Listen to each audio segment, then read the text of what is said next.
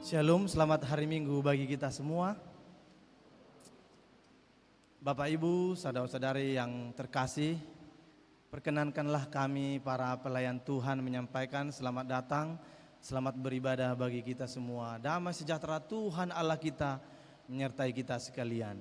Biarlah di dalam ibadah kita ini nama Tuhan akan semakin kita muliakan. Untuk itu dengan segala kerendahan hati, marilah kita saat teduh kita berdoa di dalam hati.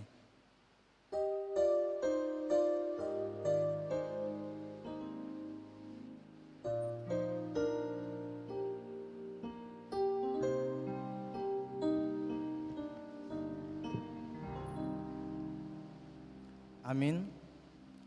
Marilah kita mulai ibadah kita. Kita puji Tuhan, kita bernyanyi dari Kidung Jemaat, dari pelengkap Kidung Jemaat nomor 13 ayat 1 sampai 3.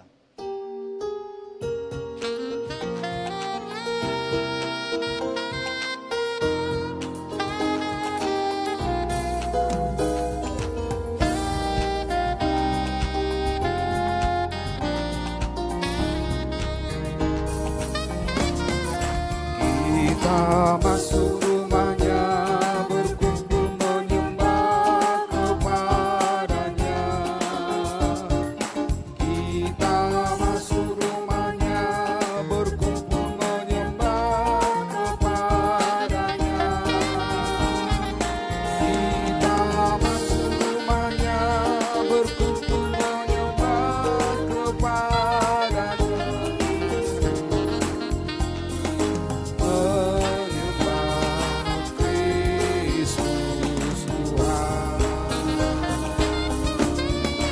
Lupakanlah dirimu, arahkan hatimu kepadanya. Lupakanlah dirimu, arahkan hatimu kepadanya. Lupakanlah dirimu, arahkan hatimu kepada Kristus. Menyembah Kristus Tuhan, muliakan namanya dan angkat tanganmu kepadanya. Muliakan namanya dan angkat tanganmu kepadanya. Muliakan namanya dan angkat tanganmu kepada Kristus. Menyembah Kristus Tuhan.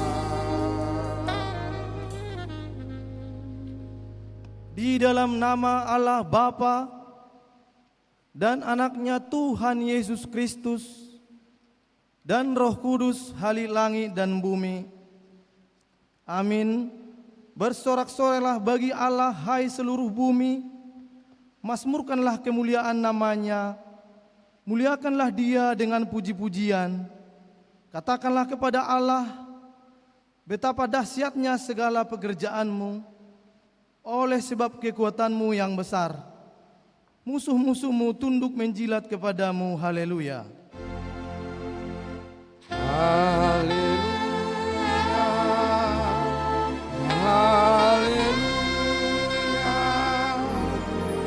haleluya.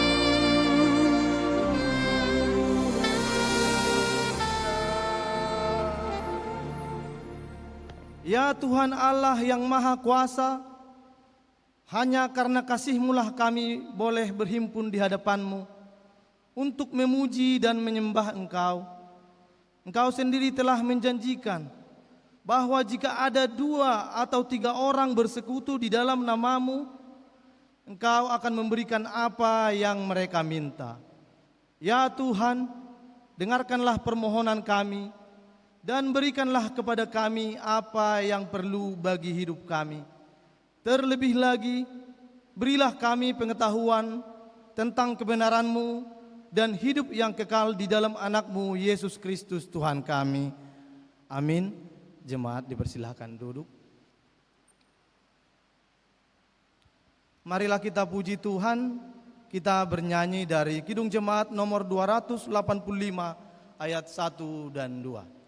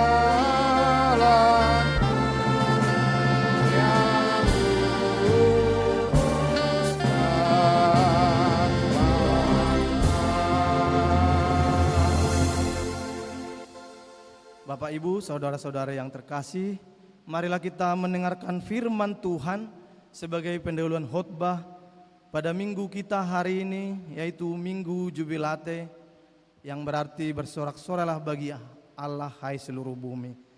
Marilah kita membaca di dalam Mazmur 23 ayat yang pertama sampai dengan ayat yang ke-6.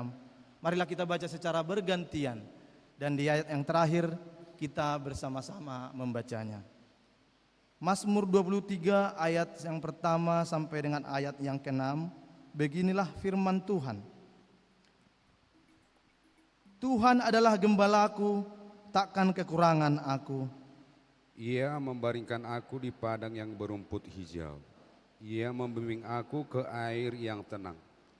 Ia menyegarkan jiwaku. Ia menuntun aku di jalan yang benar oleh karena namanya.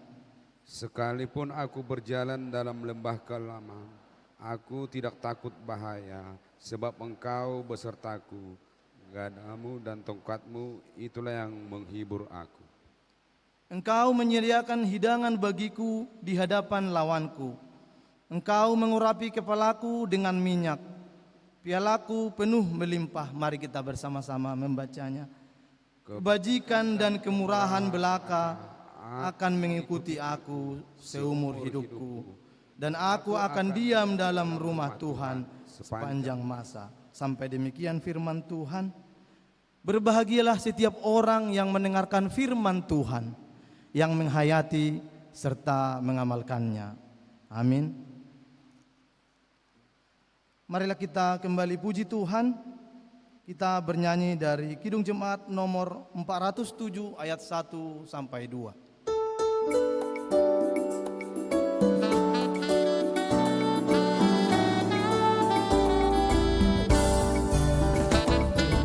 Tuhan, Kau gembala kami, tuntun kami domba-Mu. Berilah kami menikmati hikmat pengorbanan-Mu. Tuhan Yesus Juru Selamat, kami ini milik-Mu. Tuhan Yesus Juru Selamat, kami ini milik-Mu. Kau pengawal yang setia, kawan hidup terdekat. Jauhkan kami dari dosa, panggil pulang yang sesat. Tuhan Yesus Juru Selamat,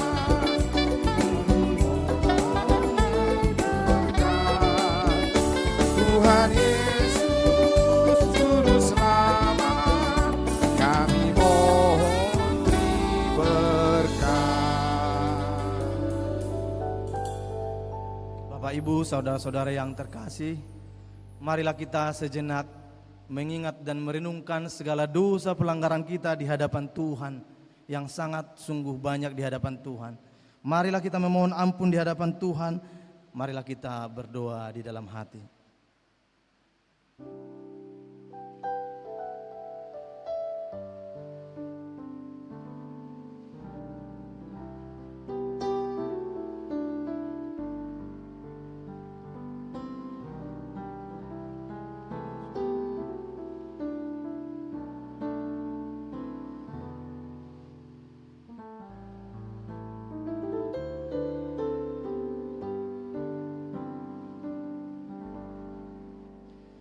Ya Allah Bapa kami yang Maha Kuasa dan Pengasih, kami datang ke hadapan-Mu untuk mengaku dan menyesali dosa-dosa kami. Sejak hari kelahiran kami sudah bergelimang di dalam dosa, dan tiada kebenaran di dalam diri kami, sehingga kami semuanya menempuh jalan sesat yang melanggar hukum-Mu. Tetapi kami sadar dan hendak menyerahkan diri kami kepadamu, karena kami yakin bahwa Engkaulah Tuhan yang Maha Pengasih dan Penyayang. Engkau tidak menghendaki kami binasa, melainkan menawarkan pengampunan dosa dan kehidupan baru oleh kasih setia-Mu, Tuhan Yesus Kristus, Juru Selamat kami. Amin. Janji Tuhan tentang pengampunan dosa. Karena begitu besar kasih Allah akan dunia ini, sehingga Ia telah mengaruniakan anaknya yang tunggal, supaya setiap orang yang percaya kepadanya tidak binasa, melainkan beroleh hidup yang kekal. Segala kemuliaan bagi Allah di tempat yang maha tinggi. Amin. Jemaat dipersilakan duduk. Marilah kita menyanyikan pujian syukur kita. Kita bernyanyi dari Kidung Jemaat nomor 402 ayat 1 sampai 2.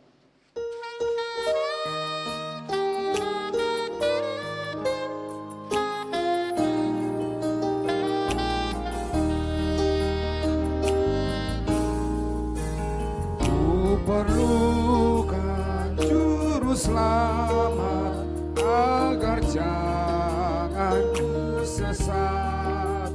Selalu harus merasakan bahwa Tuhanku dekat. Maka jiwaku tenang, takkan takut dan enggan. Tuhanku membimbingku di malam pun tentram. Ku perlukan juru selamat, karena imanku lemah. Hiburannya menguatkan, sungguh maka jiwaku tenang, takkan takut dan enggan, bila Tuhanku membimbingku di malam pun tentram.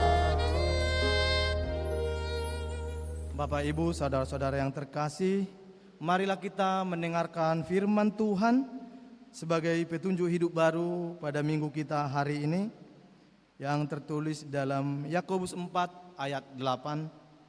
Beginilah firman Tuhan. Mendekatlah kepada Allah, dan Ia akan mendekat kepadamu. Tahirkan tanganmu, hai kamu orang-orang berdosa, dan sucikanlah hatimu, hai kamu yang mendua hati. Sampai demikian firman Tuhan. Marilah kita berdoa memohon kekuatan dari Tuhan. Ya Allah Bapa kami, berilah kami kekuatan untuk melakukan yang sesuai dengan firman-Mu. Amin. Marilah kita kembali menyanyikan pujian syukur kita. Kita bernyanyi dari Kidung Jemaat nomor 282 ayat 2 sampai 3.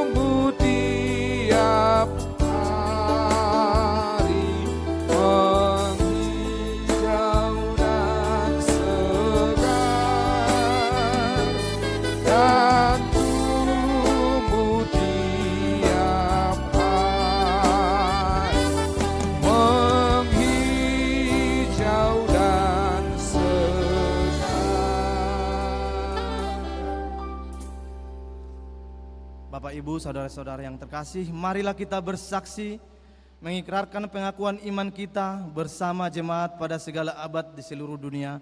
Mari kita sama-sama mengucapkannya.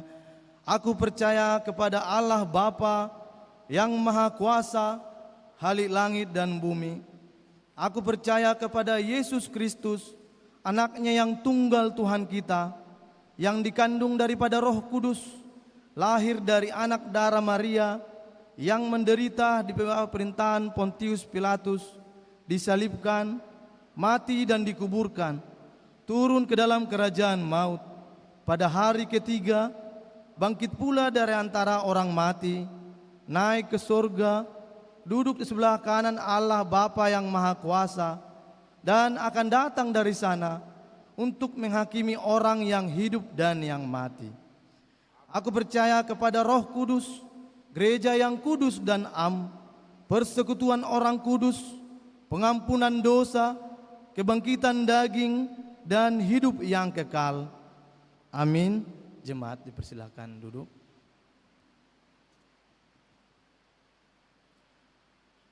Marilah kita mendengarkan pujian persembahan dari Kor Mahasiswa GMKI Komisariat FKM USU.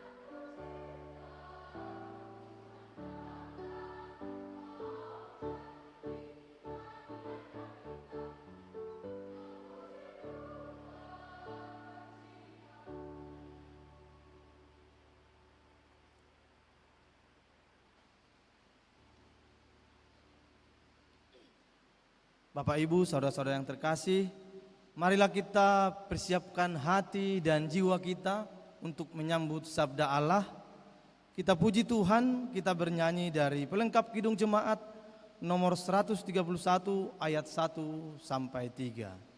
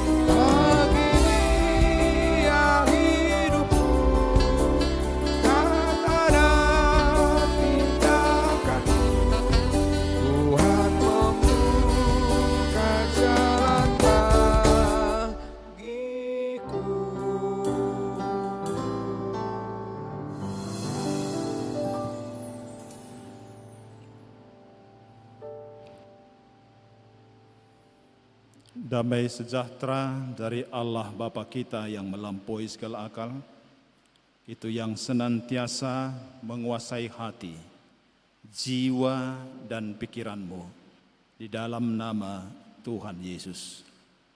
Amin.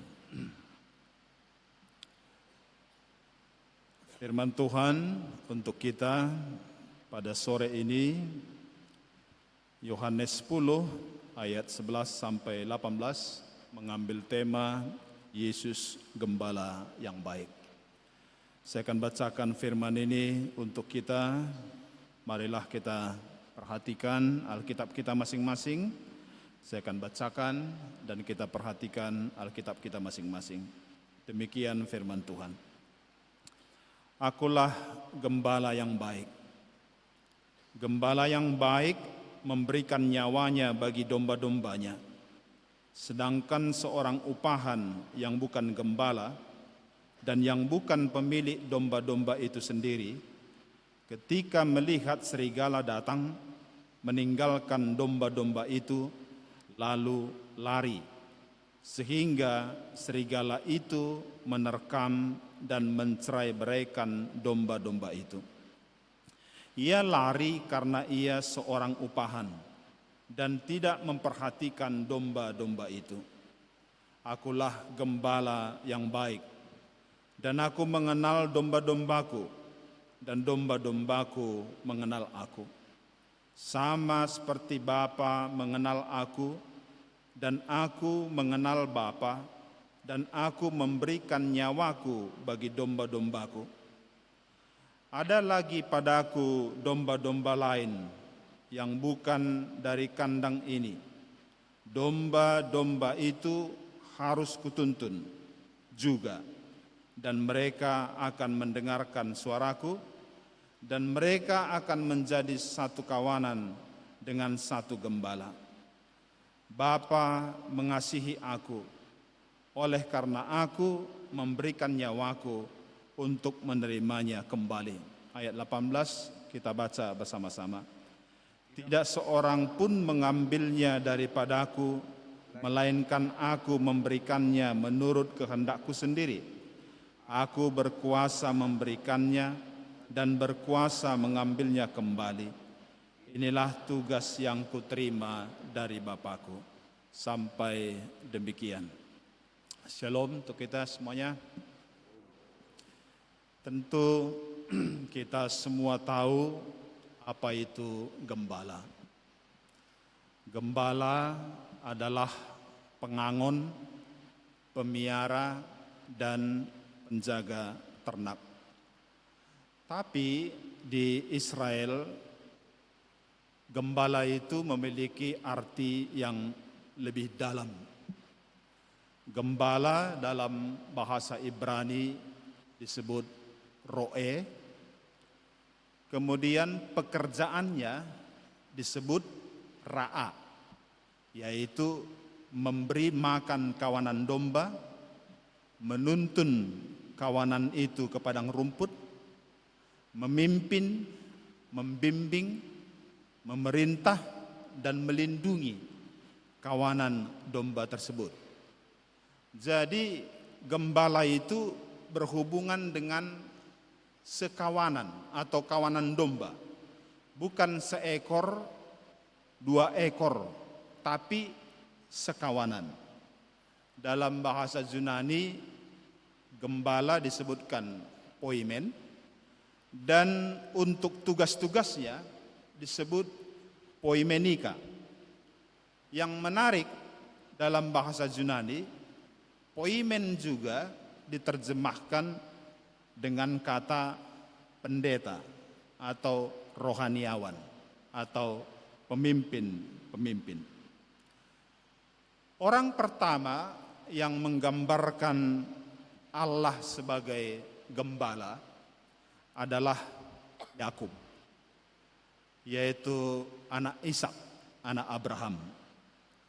Kita tahu Yakub mengalami perubahan setelah konflik dengan Esau. Dia yang tadinya anak mama, setelah lari ke Haran, dia berubah menjadi seorang penggembala. Dalam profesinya dan tanggung jawabnya yang penuh sebagai seorang gembala terhadap domba-dombanya, lalu dibandingkannya dengan campur tangan Tuhan atas dirinya, maka akhirnya dia berkesimpulan bahwa Tuhan adalah gembalaku. Ungkapan itu diucapkannya pada saat dia memberkati Yusuf, anaknya di Mesir.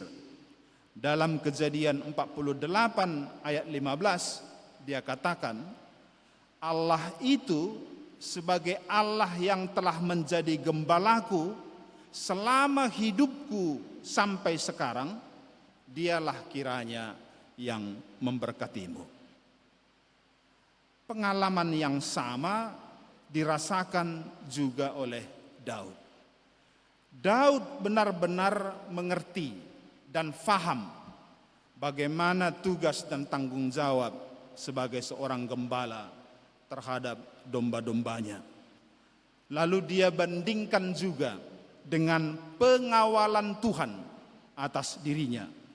Maka dia membuat sebuah pernyataan dalam Mazmur 23, epistel kita tadi, dia katakan, Tuhan adalah gembalaku, takkan kekurangan aku. Ia membaringkan aku di padang yang berumput hijau. Ia membimbing aku ke air yang tenang, dan seterusnya. Pada masa kerajaan Israel, kerajaan yang bersifat teokratis, umat Israel memandang raja sebagai representasi Allah untuk menggembalakan Israel. Tapi ternyata raja-raja setelah Daud, raja-raja berikutnya dominan atau lebih banyak menggembalakan Israel bukan ke padang rumput, tapi ke padang gurun. Bukan ke tepi air, tapi ke tepi jurang. Mereka mengaku sebagai raja yang dipilih dan diurapi oleh Tuhan. Tapi kepada Baal dan berhala-berhala mereka bersujud. Mereka menuntun umat Israel dan membaringkan mereka di bukit-bukit pengorbanan dan dalam kuil-kuil penyembahan Baal. Dari aspek kerohanian, mereka membiarkan umat Israel menyerahkan hidupnya kepada yang bukan Tuhan. Memohon pertolongan kepada Baal, memohon pertolongan kepada berhala-berhala, kepada petenung-petenung, kepada sihir, arwah-arwah leluhur, kepada para pelihat dan peramal, kepada roh-roh dan lain-lain yang bukan Tuhan.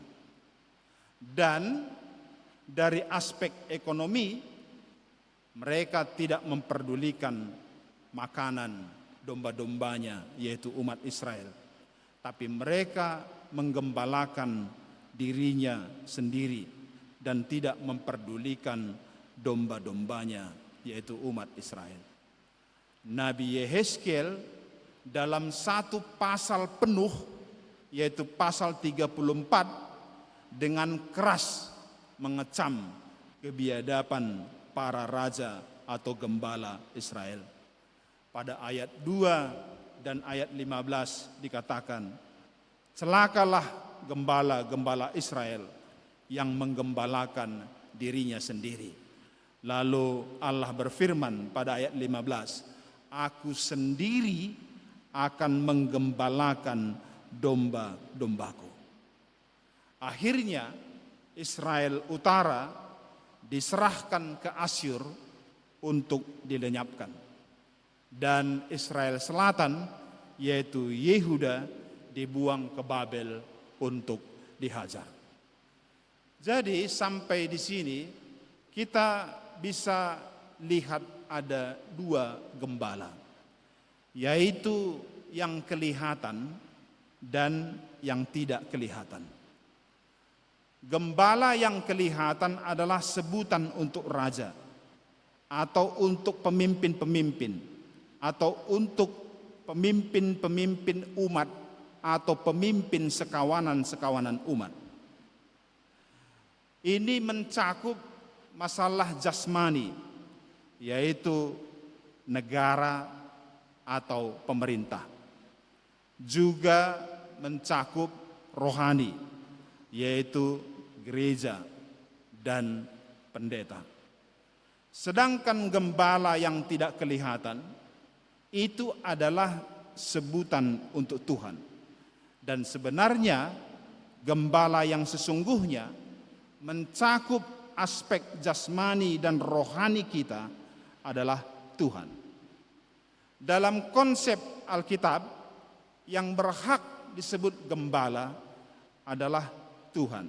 Sedangkan raja, imam, pendeta, dan pemimpin sekawanan-sekawanan umat adalah yang dipercayakan Tuhan untuk melakukan tugas menggembalakan umatnya. Jadi gembala adalah Tuhan dan petugas-petugasnya adalah imam-imam. Itu terinspirasi juga, diinspirasikan oleh Yesus pada ayat 18b. Ayat 18b teks khotbah kita tadi dikatakan di situ.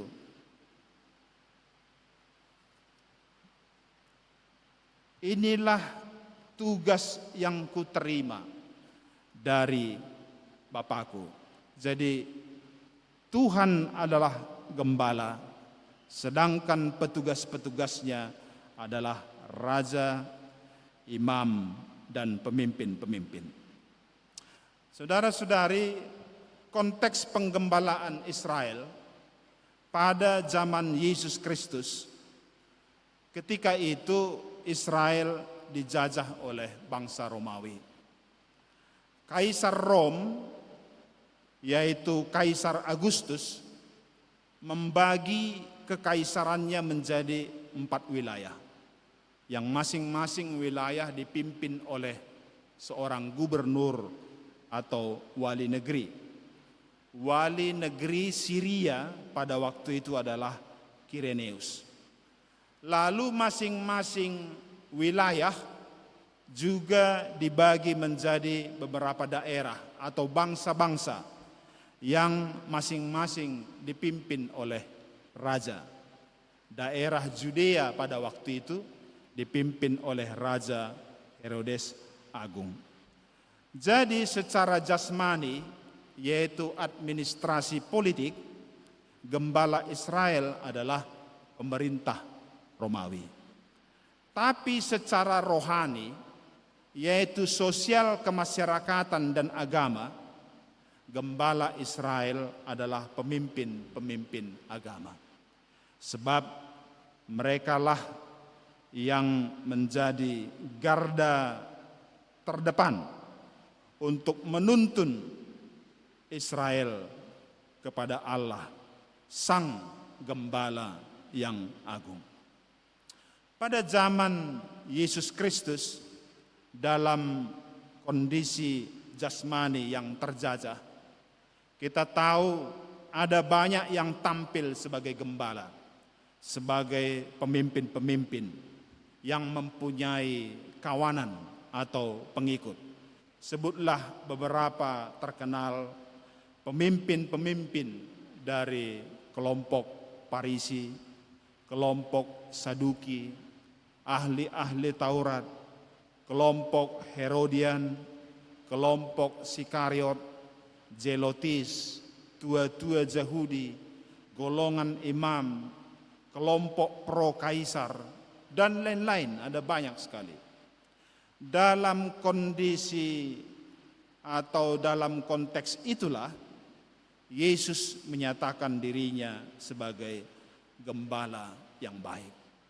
Dan kita sebagai pembaca kitab suci, perkataan Yesus ini kita mengetahui dan mengakui bahwa apa yang dituliskan Daud dalam Mazmur 23 dan yang dituliskan Nabi Yehezkiel dalam Yehezkiel 34 adalah nubuatan yang kemudian digenapi oleh Yesus dalam Yohanes 10 ini, bahwa Yesus menyatakan, "Akulah gembala yang baik."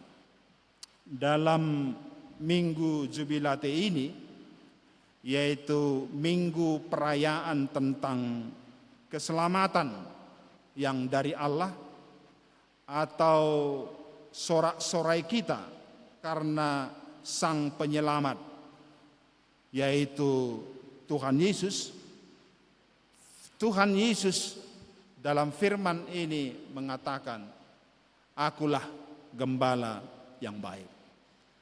Belakangan ini, di era medsos ini, banyak sekali yang tampil mengaku sebagai gembala, tapi sebenarnya mereka adalah perampok, penyamun, dan pencuri.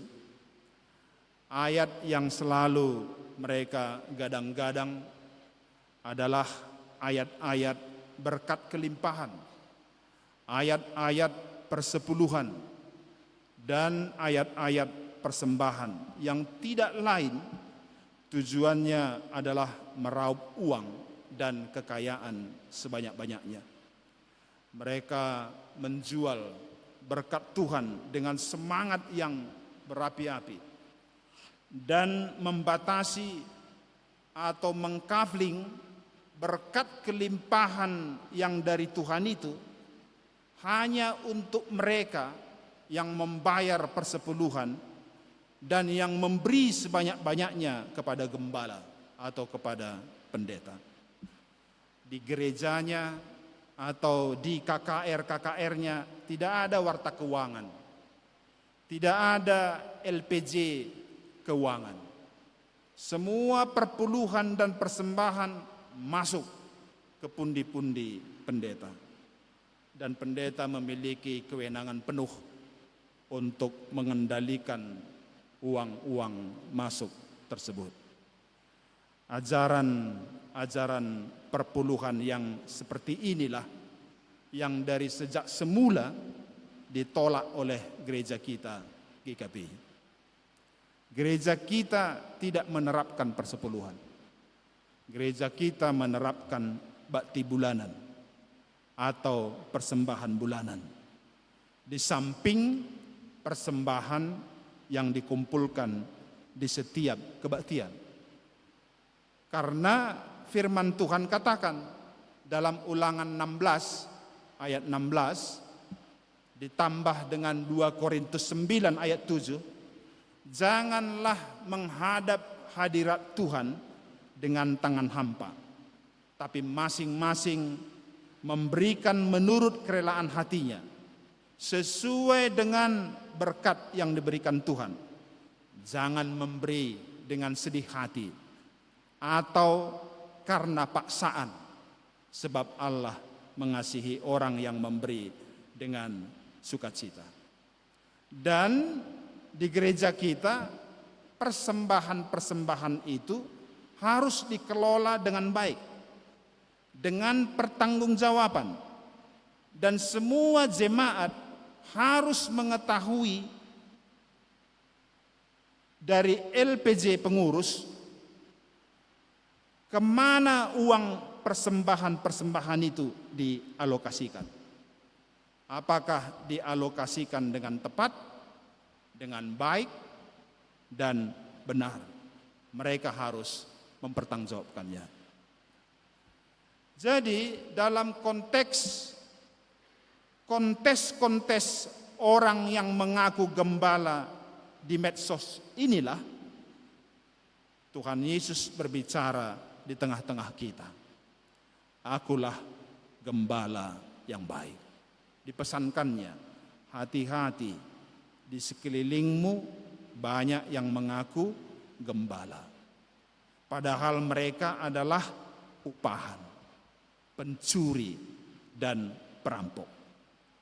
Gembala yang baik menyerahkan nyawanya kepada domba-dombanya.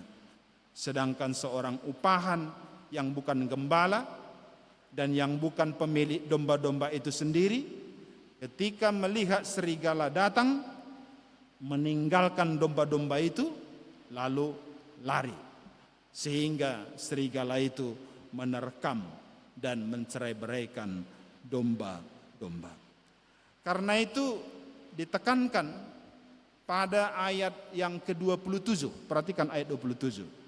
Domba-dombaku mendengarkan suaraku, dan aku mengenal mereka, dan mereka mengikut aku, dan aku memberikan hidup yang kekal kepada mereka. Sekarang timbul pertanyaan, siapakah gembala?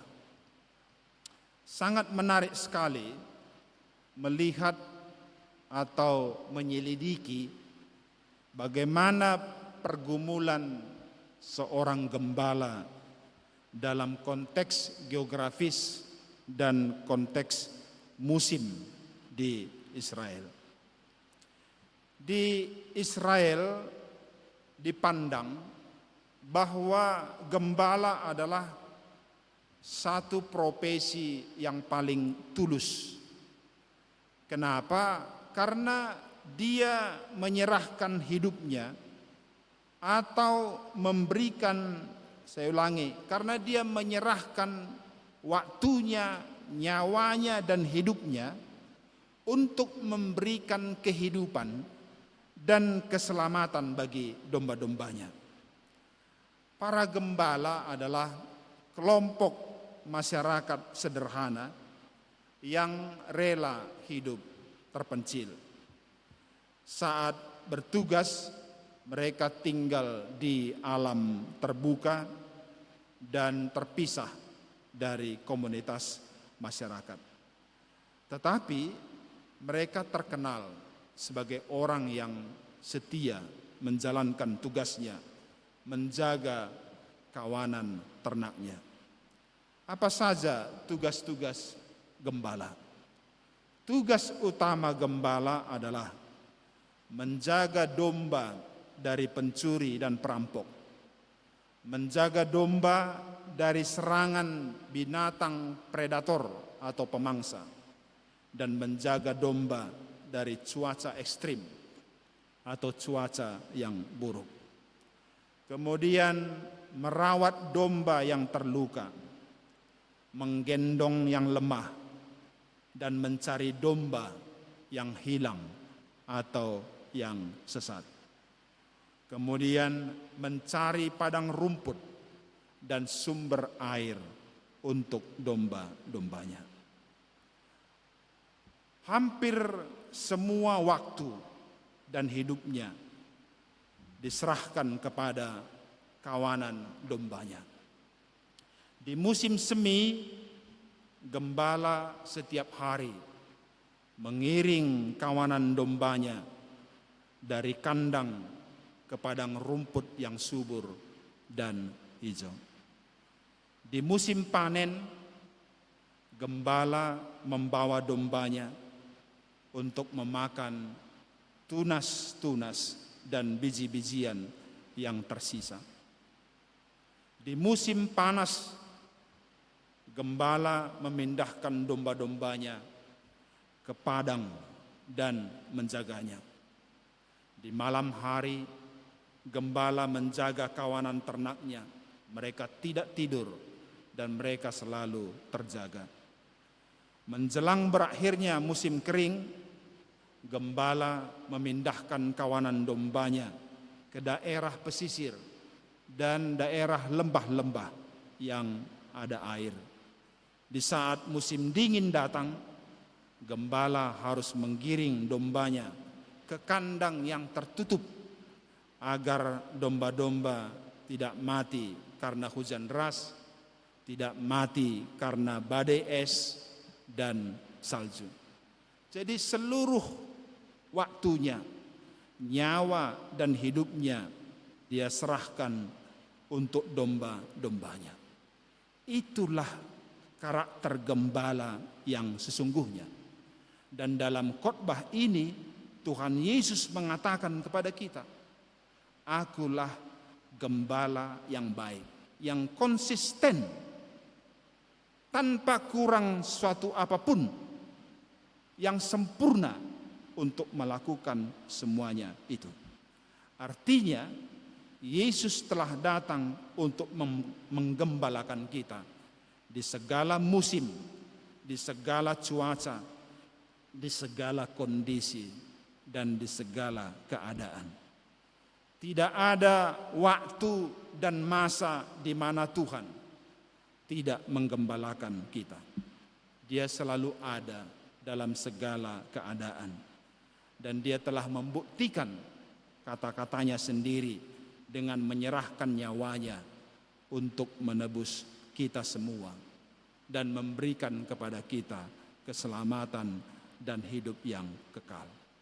Maka inilah Injil, inilah kabar baik bagi kita semuanya, supaya kita tidak lagi menyerahkan hidup kita kepada yang lain, yang bukan Tuhan Yesus. Jangan berikan hidupmu untuk digembalakan oleh roh-roh yang lain, karena hanya satu gembala yang baik yang sesungguhnya, yaitu Tuhan Yesus Kristus yang bersedia senantiasa untuk kita. Sekarang ayat yang ke-14, mari kita baca bersama-sama ayat 14, kita mulai. Akulah gembala yang baik, dan aku mengenal domba-dombaku, dan domba-dombaku mengenal aku. Ayat ini lebih ditegaskan lagi pada ayat 27 mengatakan, domba-dombaku mendengar suaraku, dan aku mengenal mereka, dan mereka mengikut aku. Pertanyaannya sekarang adalah, siapakah domba-domba Tuhan Yesus? Dalam Alkitab ada dua binatang yang selalu dikontraskan, yaitu antara domba dan serigala. Domba adalah binatang yang hidup berkelompok dan harus dituntun oleh seorang gembala dalam segala hal. Sedangkan serigala adalah binatang liar yang hidup sendiri.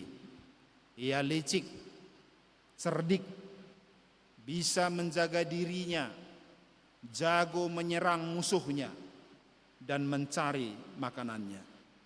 Dia tidak butuh gembala karena dia sendiri adalah seorang predator. Jadi domba adalah binatang yang menggantungkan hidupnya sepenuhnya kepada gembala, baik makannya, minumnya, perlindungannya, keselamatannya, dan masa depannya. Karena itu domba selalu disebut adalah binatang yang dungu. Ayam masih bisa hidup sendiri tanpa gembala, tapi domba tidak bisa. Karena itu dia sepenuhnya menggantungkan hidupnya dan masa depannya kepada gembala. Dia tidak bisa hidup tanpa gembala. Oleh karena itu, syarat supaya domba tidak tersesat atau tidak tercecer dari kawanan domba adalah harus mengenal dan mendengar suara gembalanya. Maka syarat utama yang ditekankan Tuhan Yesus jika kita mau menjadi kawanan dombanya adalah mendengarkan suaranya. Tentu di konteks sekarang ini kita bertanya, bagaimana pula cara saya untuk mendengarkan suaranya? Caranya yaitu dengan membaca kitab suci. Karena harus kita tahu ya, Tuhan Yesus sendirilah yang mengkanonkan kitab suci, bukan gereja. Tuhan Yesus sendiri yang mengkanonkan kitab suci ketika dia katakan dalam Matius 22 ayat 29, engkau sesat karena engkau tidak mengerti kitab suci. Jadi supaya tidak menjadi domba yang sesat, mengertilah kitab suci. Karena itu cara mendengarkan suara Tuhan Yesus supaya tidak tersesat adalah baca kitab suci. Jadi bacalah kitab sucimu secara langsung, bukan dengan perantaraan, supaya kita mendapatkan suara yang utuh dan yang asli, bukan yang comot-comot dan yang imitasi dari medsos, dari pedagang-pedagang berkat. Dan berdoalah setelah membaca kitab suci. Kiranya oleh dorongan Roh Kudus, maka perkataan-perkataan kitab suci yang engkau dengar itu menjadi suara Sang Gembala Agung, Tuhan Yesus Kristus, di dalam dirimu. Amin. Mari kita berdoa. Bapa di sorga, kami bersyukur dan berterima kasih atas waktu dan kesempatan ini, di mana Tuhan memberi kepada kami waktu yang baik ini untuk mendengarkan sedikit perkataan-perkataan-Mu yang kami gali dari kitab suci-Mu. Sedikit yang boleh kami renungkan dari perkataan-perkataan-Mu ini, Tuhan kiranya yang memberkatinya menjadi firman dalam hidup kami semuanya, firman yang memberikan kekuatan dan petunjuk dalam kehidupan kami, supaya kami tetap berjalan di jalan yang Tuhan tunjukkan kepada kami.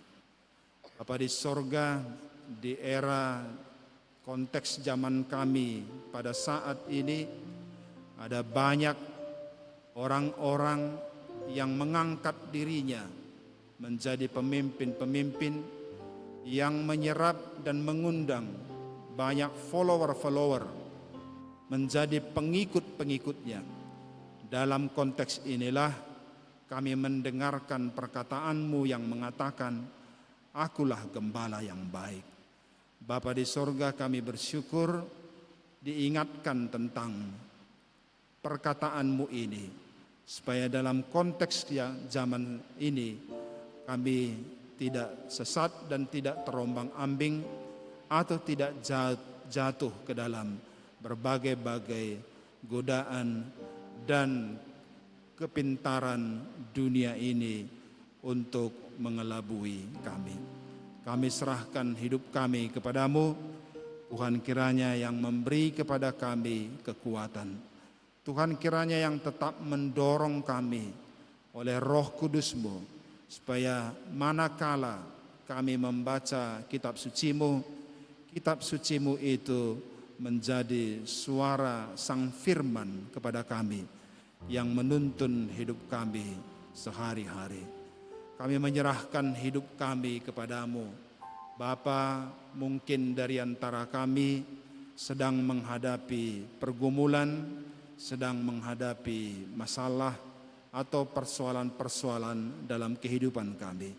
Tuhan kiranya yang menolong kami, menyertai kami, menggembalakan senantiasa hidup kami, supaya dalam penggembalaan-Mu kami beroleh keselamatan dan beroleh kehidupan. Kami serahkan juga masa depan kami kepadamu. Kami serahkan rencana kami. Kami serahkan keluarga kami, orang tua kami, ayah ibu kami, baik yang dekat dan yang jauh, lokasinya, tempatnya dari kami. Juga kami menyerahkan anak-anak kami, baik yang jauh maupun yang dekat dari kami. Semuanya ya Bapa kami serahkan kepadamu. Tuhan kiranya yang senantiasa merangkul kami semuanya dalam cinta kasih-Mu dan damai sejahtera-Mu. Sebentar lagi kami akan kembali dari ibadah ini ke tempat kami masing-masing. Tuhan yang menghantar kami supaya kami bisa tiba dengan selamat dan sukacita. Dan untuk ibadah kami selanjutnya, pertemuan-pertemuan ibadah kami menyerahkan hidup kami supaya Tuhan yang mempertemukan kami atau menghantar kami dalam pertemuan ibadah kami berikutnya dalam keadaan sehat-sehat tanpa kurang suatu apapun. Terima kasih ya Bapa di sorga untuk anak-anak-Mu yang sekarang sedang berjuang dalam sekolah, dalam studi, sebagai mahasiswa. Tuhan kiranya yang menolong mereka semua, memberikan kepada mereka semangat belajar dan memberikan mereka orientasi yang benar dan memberikan kepada mereka fokus untuk menyelesaikan perkuliahannya. Semua godaan-godaan, keinginan-keinginan dan hawa nafsu dunia yang bisa menjatuhkan mereka dalam perjuangan mereka, Tuhan kiranya jauhkan dari mereka. Tolonglah semua anak-anak-Mu ini ya Bapa di sorga, supaya mereka berhasil. Masa depan kami semuanya kami serahkan ke dalam tangan kasih-Mu, Tuhan yang memberikannya dan menyediakannya kepada kami. Terima kasih ya Bapa di sorga, kami berdoa kepadamu di dalam nama Yesus Kristus Tuhan dan Juru Selamat kami. Amin. Sekarang kita bernyanyi dari mata acara yang ke-13.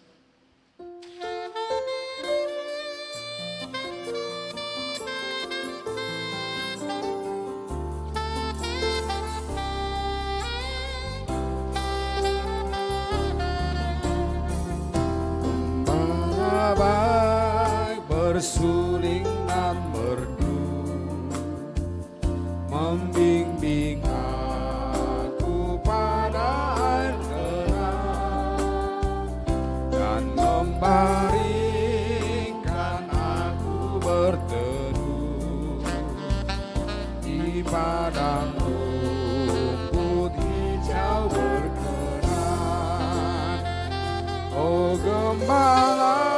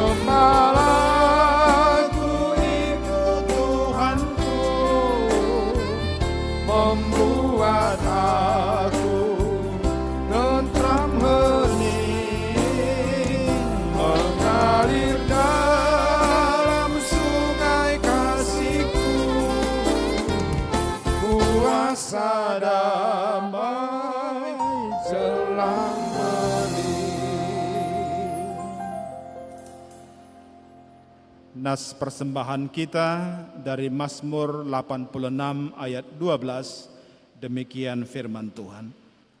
Aku hendak bersyukur kepadamu, ya Tuhan Allahku, dengan segenap hatiku, dan memuliakan namamu untuk selama-lamanya. Amin. Mari kita persiapkan dan kumpulkan persembahan kita.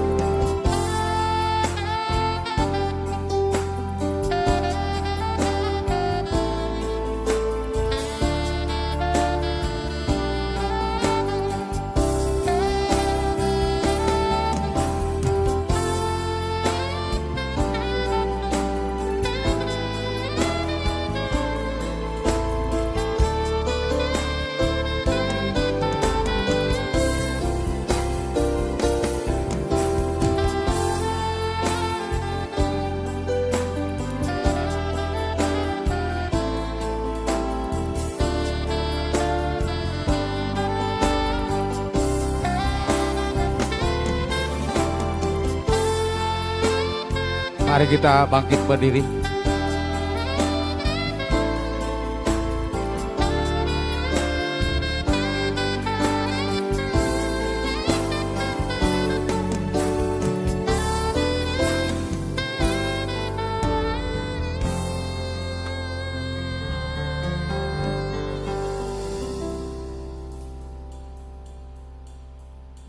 Kita mendoakan persembahan kita, mari kita berdoa. Ya Allah Bapa kami yang ada di sorga, kami mengaku dengan setulus hati, Engkaulah sumber segala berkat dan karunia dalam hidup kami. Di sini kami mempersembahkan kurban syukur kami kepadamu. Terimalah persembahan umat-Mu ini, dan berkatilah menjadi alat kesaksian, persekutuan, dan pelayanan jemaat-Mu ini. Jadikanlah hidup kami persembahan yang berkenan kepadamu, dan pakailah hidup kami untuk turut menghadirkan tanda-tanda kerajaan-Mu, kasih, keadilan, damai sejahtera, dan sukacita. Bukalah hati kami oleh Roh Kudus-Mu, agar kami senantiasa mengucapkan syukur kepadamu di dalam nama Yesus Kristus Tuhan kami. Amin. Apa arti hidupmu? Bukankah ungkapan syukur karena Kristus menebus berkorban bagimu? Susah dan senang dalam segala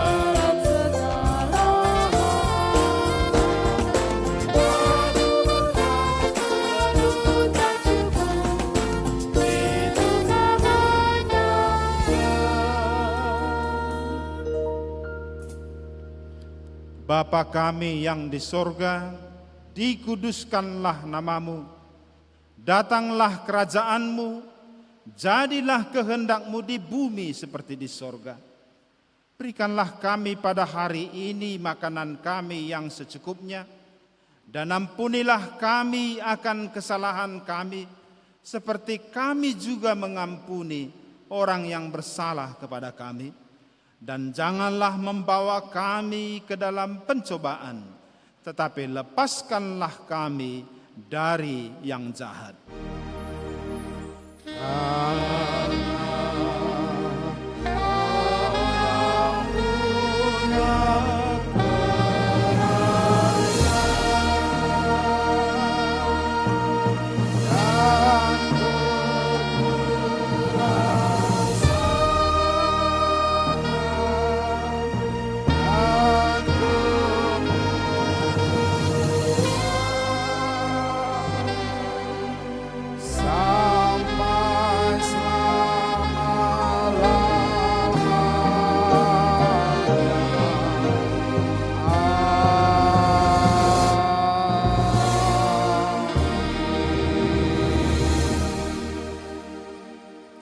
Pulanglah dalam damai dan terimalah berkat Tuhan.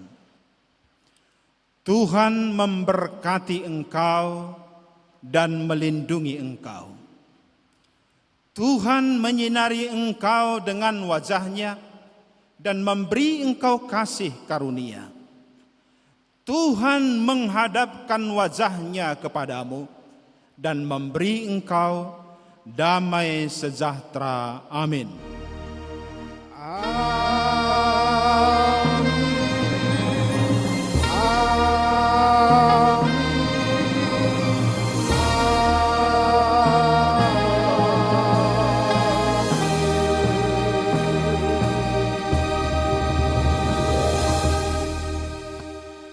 Amin. Selamat hari Minggu.